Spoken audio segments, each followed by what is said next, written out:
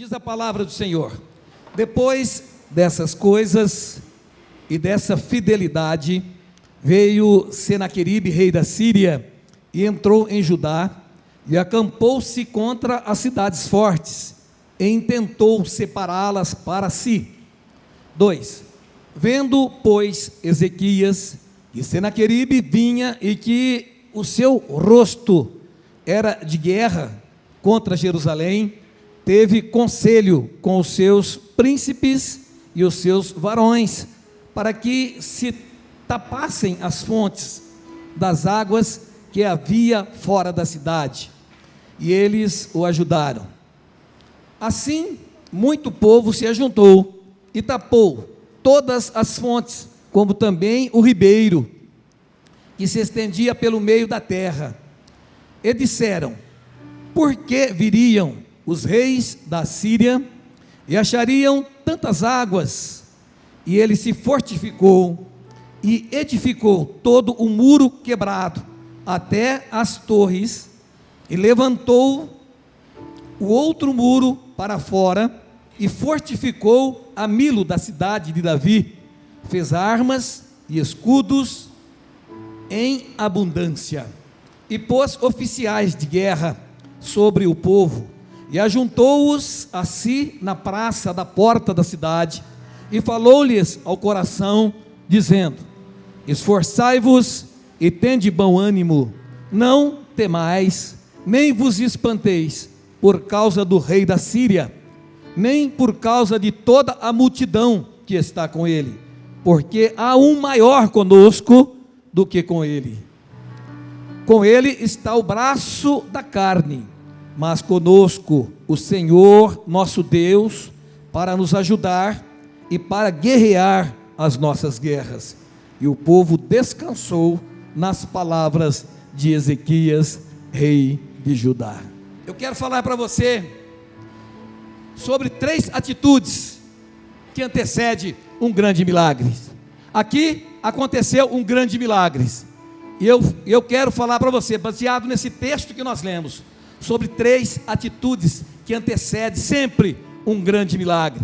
E a primeira atitude que nós temos que ter, que antecede um grande milagre, baseado nesse texto que nós lemos, é restabelecer a comunhão com Deus. Nós precisamos ter comunhão com Deus. As consequências, ou seja, o que estava acontecendo com Israel neste momento, ou com Judá, melhor falando, é justamente consequências deles terem se afastado da presença de Deus. Ezequias, ele herdou o reino do seu pai, Acás. Acás foi um dos piores reis que Israel já teve. Acás, ele levantou altares para ídolos, ele fechou as portas do templo, ele destituiu os sacerdotes e os levitas do seu ministério, ele acabou com o culto na casa de Deus. Eles se afastaram da presença do Senhor, e isso que ele estava vivendo, nada mais era do que as consequências de uma atitude impensada, de um rei que afastou e levou o seu povo a se afastar da presença de Deus.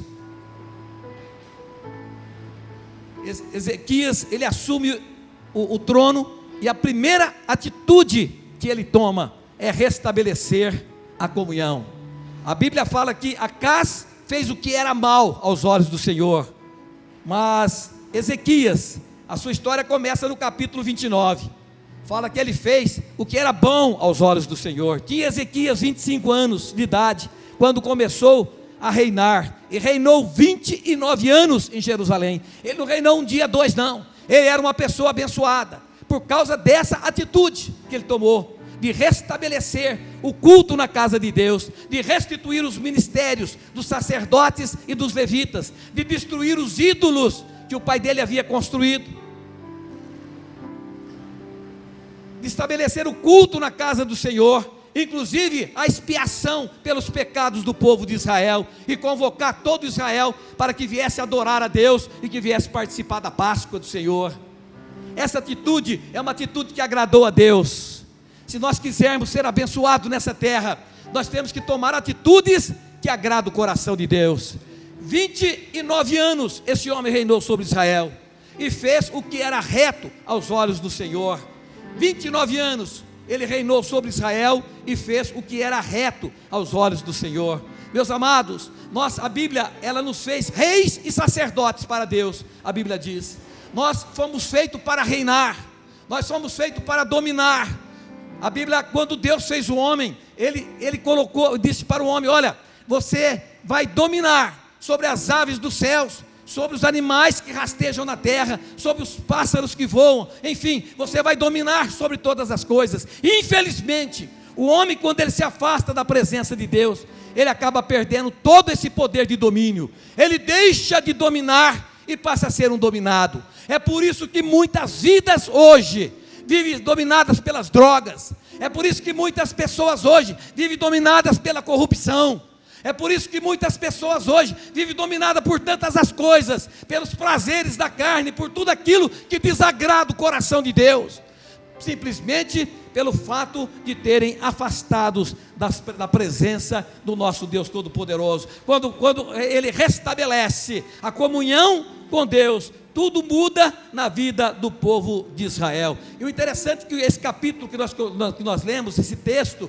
ele começa dizendo assim: depois dessas coisas e desta fidelidade, veio Senaqueribe, rei da Síria, e entrou tal e tentou tomar Jerusalém. Depois dessas coisas, pressupõe a existência de algo anterior, de algum acontecimento anterior. Depois dessas coisas, que coisas são essas? São justamente aquilo que ele fez, restabelecendo a comunhão com Deus, abrindo a porta dos templos, estabelecendo o culto, etc, etc e etc. Você pode me perguntar assim, falar: pastor, mas que coisa interessante, enquanto o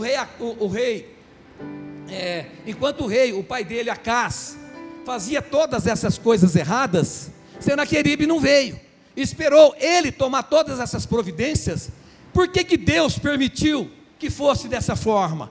Por que Deus permitiu que um homem que estava servindo, fazendo a vontade de Deus, passasse por uma situação tão difícil como essa? Muitas vezes esse questionamento também está no nosso coração.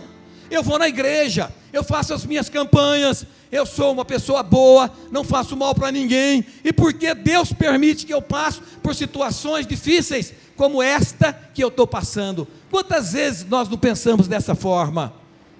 Eu tenho que dizer a você que Deus é soberano, e Deus tem um propósito em todas as coisas. Deus, Ele pode permitir que você passe pela luta, mas Ele não deixa você perecer, porque se você passar pelo fogo, Ele passa com você. Se você passar pelas águas, Ele não deixa com que as águas te submergem, Ele passa com você, Ele te dá a vitória. Basta nós olharmos para a lição que nós temos de Sadraque, Mesaque e Abednego. Olha, rei Nabucodonosor, se Deus quiser nos matar, se Ele quiser nos livrar, Ele nos livra. Se Ele não quiser nos livrar também, não tem problema nenhum. Nós vamos morrer nessa fornalha, mas nós não vamos nos dobrar diante da sua estátua, nós não vamos negar que Deus é soberano, nós não vamos negar em hipótese alguma o nome do Todo-Poderoso, que está acima de todo nome. Nós não podemos arredar o nosso pé na nossa fé, temos que ter confiança naquilo que nós pregamos, naquilo que nós vivemos, e não podemos arredar o pé, se nós quisermos realmente ter uma vida vitoriosa. E Sadraque, Mesaque e Abednego são realmente lançados na fornalha. Mas a Bíblia fala que quando o rei Nabucodonosor, ele olha para dentro da fornalha, ele vê 4 pessoas caminhando dentro da fornalha. Olha, um parece como um filho do homem, parece um Deus que está junto com eles lá. Não foi 3 que nós lançamos? Sim, rei, foram 3.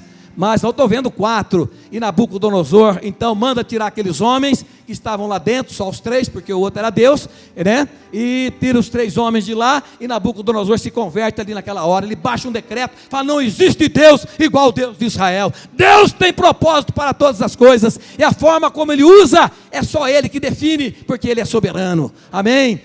A mesma história aconteceu com Daniel. Daniel é lançado na cova dos leões. Deus podia ter falado assim: não, rei, muda o seu decreto, está tudo certo. Deus permitiu que Daniel fosse lançado na cova dos leões. Mas acontece que no dia seguinte, quando o rei vai até a cova dos leões, Daniel está lá vivo. Os leões tiveram que jejuar aquela noite. Deus estava com eles ali dentro daquela cova. Deus tinha um propósito para essa situação. Deus tem propósito para todas as coisas. Deus pode permitir que você passe por lutas, que você passe por tribulações, mas nas tribulações Ele está com você. Ele não te livra da tribulação, mas Ele te livra na tribulação e nos dá a vitória, seja qual for a circunstância, seja qual for o momento em que nós estamos vivendo, porque Ele sabe, Ele pode todas as coisas e o seu poder é infinito e ninguém pode segurar, em nome de Jesus. Restabelecer a nossa comunhão com Deus, através da oração, através do jejum, através das participações dos cultos, escola bíblica dominical, e nós estaremos a cada dia nos achegando mais a Ele. Chegai-vos a mim e eu chegarei a vós. Quanto mais nós nos achegamos a Ele, mais abençoados nós somos, no nome de Jesus. Ah, pastor, mas Deus está com todo mundo, Ele está em todo lugar e tal. Eu acredito que Ele está em todo lugar, porque Ele é onipresente. Mas tem um versículo da Bíblia que me leva a pensar um pouco a respeito da nossa comunhão com Deus. Está em 2 Crônicas, capítulo 15, versículo 2, a parte B.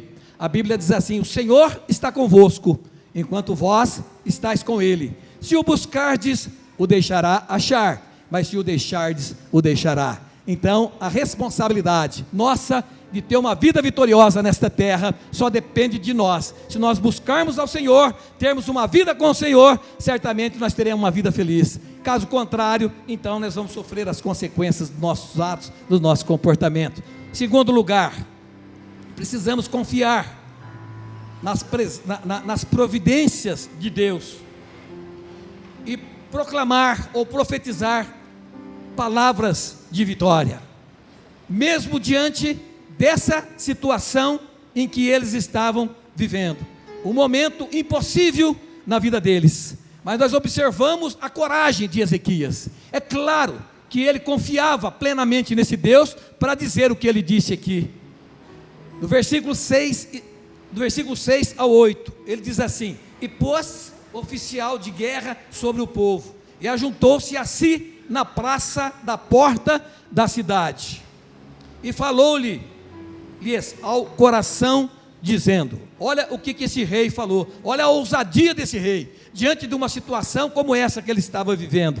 Ele disse assim: olha, esforçai-vos e tende bom ânimo, não temais o rei da Síria, nem por causa de toda a multidão que está com ele, porque há um maior conosco do que com ele.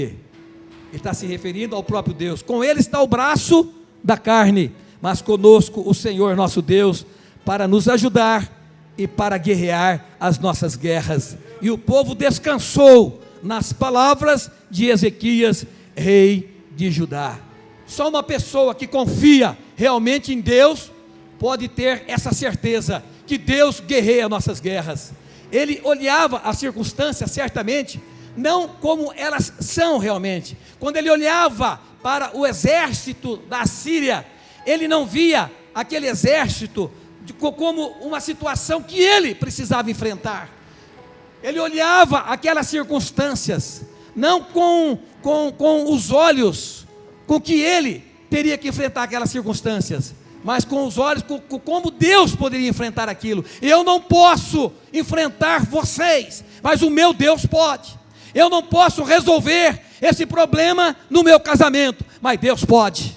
Eu não posso resolver esse problema de ordem financeira, mas Deus pode. Olha com os olhos daquilo que Deus pode fazer na sua vida.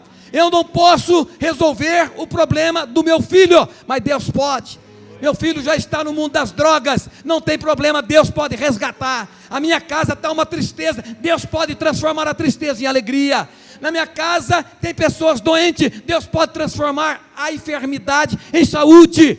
A minha casa nós estamos vivendo uma escassez terrível. Deus pode transformar essa escassez em muita prosperidade, porque Ele é dono do ouro, Ele é o dono da prata. Eu quero que você abra o seu coração nesta noite e receba essa palavra, porque essa palavra está vindo diretamente do trono de Deus para o seu coração. Deus nos trouxe aqui nesta noite para falar para você sobre esse assunto, sobre esta palavra. Quando o pastor Josué disse para mim: você prega amanhã? Eu falei: prego. Falei: o que eu falo, Deus? Porque a gente nunca vem pregar, não é só eu, nós nunca subimos aqui no púlpito para pregar sem antes buscar uma direção de Deus, porque não adianta nada eu vim aqui falar 1000 palavras bonitas se não é aquilo que você está precisando ouvir. Deus conhece o seu coração, é só Ele que conhece, Ele sabe das suas necessidades, é só Ele que sabe, nós não sabemos. Então Deus, Ele usa a gente para que a gente fale exatamente aquilo que você está precisando ouvir. Mas abre o seu coração e receba essa palavra. Você que nos ouve também pela internet, pelo rádio, pelo vídeo, também receba essa palavra, em nome de Jesus Cristo de Nazaré. Deus é soberano e está no controle da nossa vida. Em terceiro e último lugar, primeiro lugar, nós temos que restabelecer a nossa comunhão com Deus, porque sem Deus nós nada podemos fazer. Segundo lugar, nós precisamos confiar nas providências de Deus e profetizar a palavra da fé, a palavra que dá vida, porque tudo é possível ao que crer, a Bíblia diz. A Bíblia diz que aquele que confia no Senhor são como monte Sião, que não se abalam, mas que permanece para sempre. Ezequias estava firmado no Senhor, a situação estava difícil, mas nada poderia abalar o coração daquele homem, porque aquele que espera no Senhor renovarão as tuas forças, diz o profeta Isaías, subirão com asas como águias, correrão e não se cansarão, caminharão e não se fatigarão. Esse homem, diante de todas essas situações que ele estava vivendo, ele ainda tinha esperança, ele tinha fé, ele tinha certeza que a vitória era dele, e ele tinha ânimo para reunir o povo na praça e dar uma palavra profética poderosa para aquele povo. Será que nós temos essa mesma disposição? Ou quando vem os problemas, nós ficamos resmungando no nosso canto e achamos que nós não conseguiremos chegar a lugar nenhum? Como tem sido a nossa posição, o nosso comportamento diante de um momento difícil da vida? É uma questão que nós temos que perguntar, porque se não está sendo como esta postura de Ezequias, nós precisamos mudá-la urgente, para que nós possamos ser tão vitorioso quanto Ezequias e esse povo foi junto com ele. Terceiro e último lugar, clamar a Deus em favor da sua causa. Clamar a Deus em favor da sua causa. Jeremias 33:3, a Bíblia diz: clama a mim e responder-te-ei, e anunciar-te-ei coisas grandes e ocultas que não sabes, porque nem olhos viram, nem ouvidos ouviram, e jamais penetrou no coração do homem tudo o que o Senhor tem reservado para aqueles que te amam. Deus tem grandes coisas reservadas para a nossa vida. Nós temos clamado ao Senhor, temos buscado ao Senhor de todo o nosso coração, temos tendo essa vida com o Senhor. No dia da tua angústia, diz o salmista, Ele clamará a mim, e eu responderei, e Ele me glorificará. Aleluia. Olha qual foi o resultado, depois que ele restabeleceu a comunhão com Deus, depois que ele confiou e profetizou palavras de vitória, depois que ele clamou ao Senhor. A gente observa aqui no versículo 20, a palavra de Deus diz assim: porém, o rei Ezequias e o profeta Isaías, filho de Amós, oraram por causa disso. Oraram por causa disso. O rei Ezequias e o profeta Isaías, filho de Amós, oraram e clamaram ao céu por causa disso. Eles colocaram a necessidade, esse problema, diante do Senhor, e aí vem a resposta de Deus, no versículo 21 em diante, diz assim: então o Senhor enviou um anjo só, Deus enviou, não enviou uma miríade de anjos não, né? Enviou um anjo só. Então o Senhor enviou um anjo, que destruiu todos os varões valentes, e os príncipes e os chefes no arraial do rei da Síria. Deus enviou apenas um anjo e destruiu todo o exército da Síria, um anjo apenas. Muitas vezes nós oramos para Deus e pedimos assim: Senhor, envia, Pai, os teus anjos para nos guardar, porque a Bíblia diz que os anjos do Senhor acampam-se ao redor daqueles que o temem e os livra. E nós clamamos a Deus para enviar anjos, no plural, achando que a nossa situação é muito grande para o anjo resolver, para Deus resolver. A nossa situação, pelo menos os momentos que nós temos passado até agora, tanto eu como as pessoas que eu conheço, nenhuma foi mais difícil do que essa, e um anjo só resolveu a situação.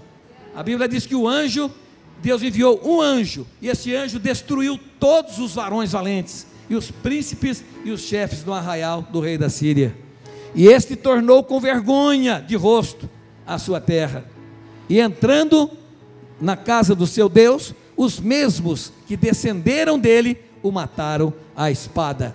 Assim livrou o Senhor a Ezequias e aos moradores de Jerusalém das mãos de Senaqueribe, rei da Síria, e das mãos de todos e de todos os lados os guiou. Meus amados, você quer ser vitorioso nessa vida?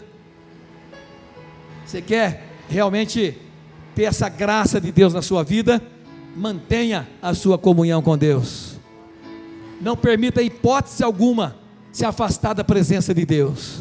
Nada pode afastar você da presença de Deus. Busque ao Senhor de todo o seu coração, com toda a sua força, com todo o seu entendimento. Feche as brechas da sua vida e deixe o Espírito Santo ser o Senhor da sua vida, ser o Senhor da sua casa, ser o Senhor das suas finanças. Confia plenamente nas providências desse Deus. E nunca profetiza as palavras negativas. Não, meu filho não vai dar nada, seu filho vai dar sim. Deus não nos deu filho para não dar nada. Deus nos deu filho para ser bênção na nossa vida. Os filhos são herança do Senhor. Nunca fale, profetiza contra o seu filho, até porque você tem autoridade espiritual sobre ele. Nunca profetiza coisas negativas sobre as suas finanças, sobre o seu trabalho, sobre a sua família, sobre a sua igreja, sobre ninguém.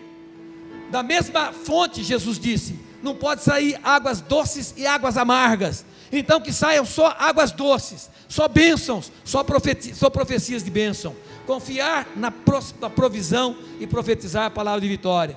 Quando você age dessa forma e clama ao Senhor em favor da sua causa, você pode ter certeza que Deus, Ele entra com providência. Não importa qual seja o momento que você está passando, não importa qual seja a sua necessidade, Deus, Ele é maior do que os seus problemas, é maior do que as suas necessidades. Se você está passando por isso, se Deus permitiu que você está passando por isso, é porque Ele tem um propósito em tudo isso. Ele permitiu que você passasse pelo problema, mas Ele está com você no problema, Ele te dá a vitória.